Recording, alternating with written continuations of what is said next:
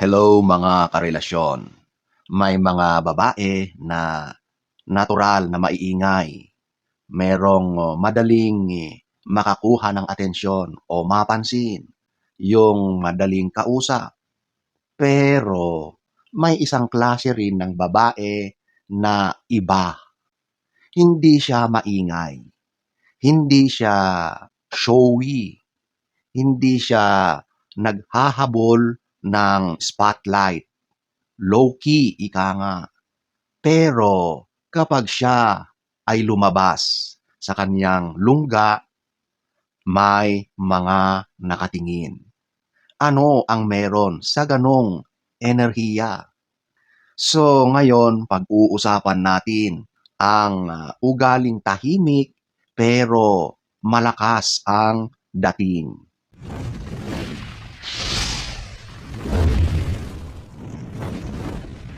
Number one, ito yung calm presence o ito yung pagiging kalmado.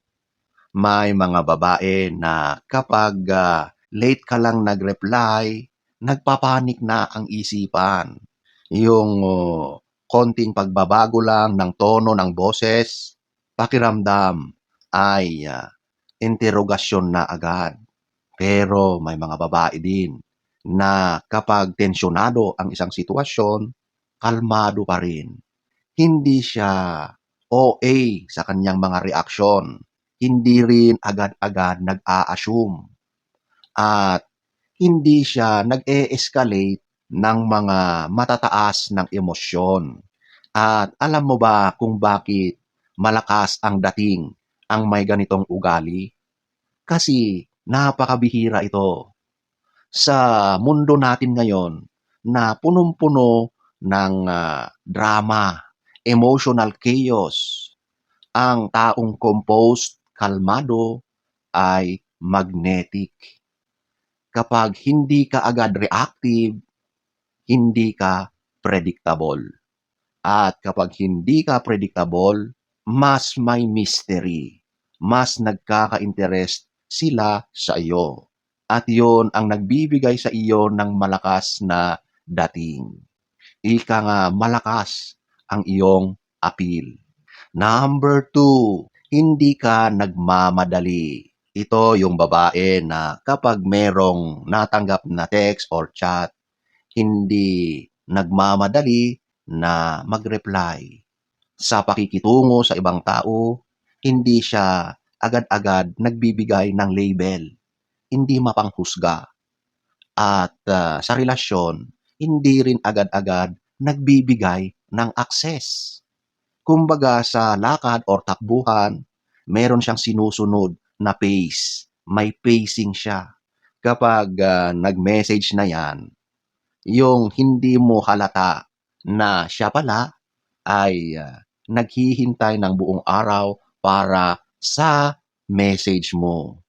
Kapag may date, hindi mo ramdam na siya ay emotional invested. Kumbaga, chill lang siya.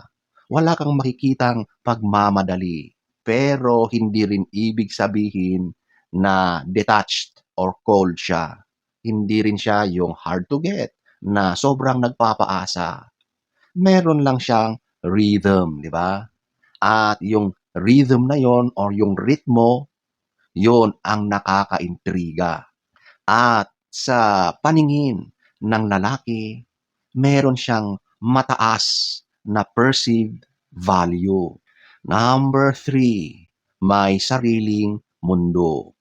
Ito yung babae na ang buhay niya ay hindi lang umiikot doon sa lalaki. May oras siya sa kanyang mga hobbies, sa kanyang mga kaibigan at pamilya. May goals siya, may mga pangarap siya. Kapag ang babae ay may sariling mundo, hindi mo yan madaling kontrolin. At kapag hindi mo kayang kontrolin ang isang bagay, sitwasyon, isang tao, hindi rin yan madaling kalimutan. Kasi nakikita mo yon as something na mataas ang halaga. May something doon na gustong-gusto mong makamit malaman, at maangkin. Ang mga lalaki ay naa-attract sa challenge, sa mga bagay na may dating at halaga. At ang ginagawa mo na yan ay nagpapataas ng iyong value bilang babae. Number 4, hindi ka nag-e-explain.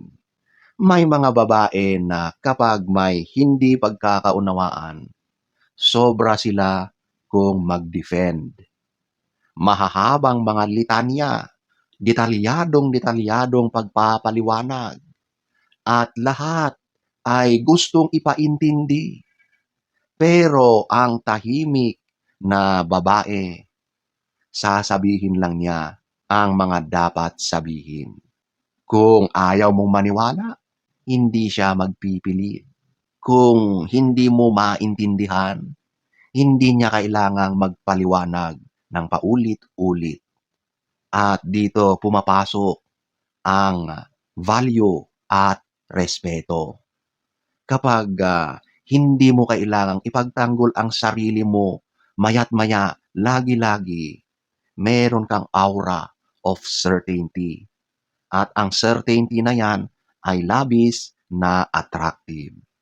Number 5, hindi siya nakikipag-compete sa ibang mga babae. Tahimik lang siya.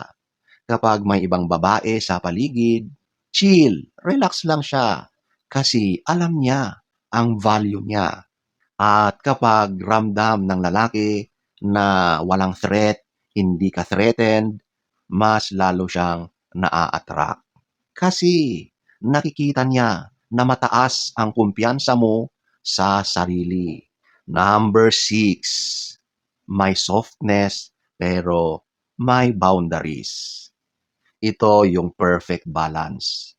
Hindi masungit. Hindi siya palaaway or harsh magsalita.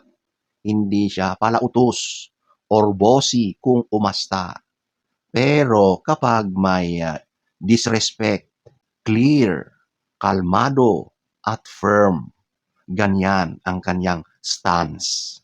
Walang sigawan, walang drama, ramdam mo yung seryoso siya sa ganong sitwasyon. At ang babaeng may boundaries, sa tingin ng mga lalaki, ay napakataas ng value mo. At yun ang nagbibigay ng sobrang attractiveness sa iyo. Number 7, marunong siyang umalis. Ito ang pinakamalakas sa lahat. Kapag nakita niyang hindi na siya pinapahalagahan, wala ng respeto, hindi siya magmamakaawa, hindi siya magbabanta, hindi siya magrarant sa social media. Tahimik lang siya at aalis. At kapag ang isang lalaki ay naka-experience ng babaeng ganito, may dignity, hindi niya iyon makakalimutan. Kasi napakabihira ang may ganyang ugali. Madalas, karamihan, naghahabol yan. Hindi maka-move on. 2,000 years later. Mga karelasyon, ang tunay na attraction, hindi ginagawa para lang magpapansin. Kung gusto mong maging malakas ang appeal, attractive, ito ang mga i-develop mo bilang babae. Calm energy, confidence, boundaries, independence, at controlled reactions. Tandaan mo, ang babaeng hindi naghahabol ng atensyon, siya ang hinahanap.